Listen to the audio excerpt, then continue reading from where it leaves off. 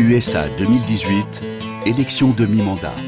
Quand le mardi 6 novembre, les premiers bureaux de vote ouvriront leurs portes sur la côte est des États-Unis, ce ne sera pas le signal de départ des élections de mi-mandat 2018, mais plutôt la dernière ligne droite. Car dans 38 des 50 États américains, les élections commencent bien avant. Les explications de notre correspondant à San Francisco, Éric de Salve. Midterms, mode d'emploi. À 3 semaines des élections, 4 millions d'Américains ont déjà voté. C'est le early voting, le vote anticipé. La procédure remonte au 19e siècle.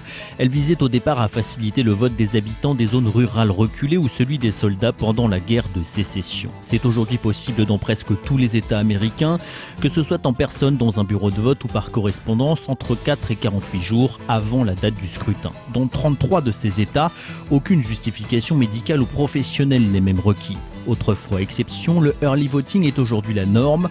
En 1992, il représente 7% des votes. En 2016, plus de 36%. Cette année-là, Barack Obama avait lui-même voté ainsi et réalisé une vidéo pour inciter les électeurs américains à se mobiliser avant le jour J.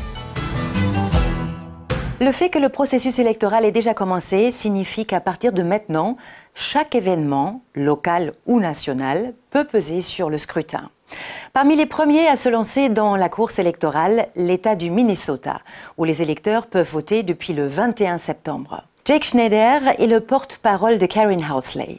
Cette candidate républicaine du Minnesota brigue un siège au Sénat de Washington face à sa rivale démocrate Tina Smith. Jake Schneider, quelles sont les répercussions du vote anticipé sur l'organisation des campagnes électorales? Le vote anticipé change considérablement la dynamique électorale ici dans le Minnesota et plus largement aux États-Unis. Dans le Minnesota, les élections ont commencé fin septembre et se poursuivront durant tout le mois d'octobre jusqu'au 6 novembre. Pour les équipes de campagne, il est donc urgent de faire passer le message de leurs candidats.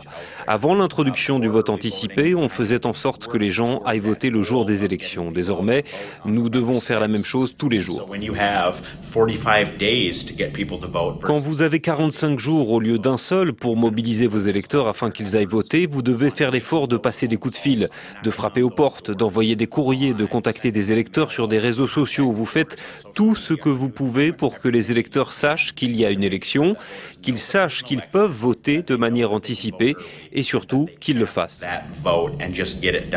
Qui sont ces électeurs qui vont voter avant le 6 novembre? Les équipes de campagne investissent beaucoup de temps et beaucoup d'argent pour identifier les électeurs susceptibles de voter de manière anticipée.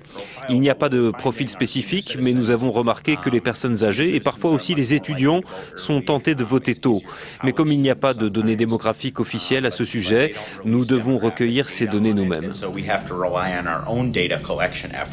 C'est une très grande opération. Beaucoup de personnel et beaucoup d'argent sont investis pour la collecte de ces données sur le vote anticipé et ensuite pour la mobilisation de nos électeurs. C'est vraiment devenu l'une de nos priorités et celle de tous les candidats en fait, car désormais, chaque jour est un jour de vote. Les démocrates de leur côté tentent de mobiliser avant tout les minorités. La ville de Minneapolis, dans le Minnesota, compte par exemple une importante communauté de Somaliens. C'est entre autres à eux que s'adresse ce spot électoral.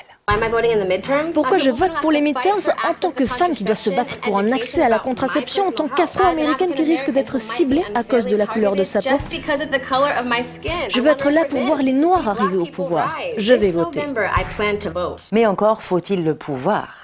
En Géorgie, dans le sud des États-Unis, l'actuel secrétaire d'État Brian Kemp, qui est aussi candidat républicain au poste de gouverneur, a suspendu plus de 53 000 demandes d'enregistrement sur les listes électorales. La raison avancée, ces demandes contiendraient des erreurs, comme par exemple un code postal inexact. Seulement voilà, la majorité de ces 53 000 demandes provient d'électeurs afro-américains, susceptibles de voter, eux, pour Stacey Abrams, la rivale démocrate de Brian Kemp, et qui veut devenir la première gouverneure noire de Géorgie.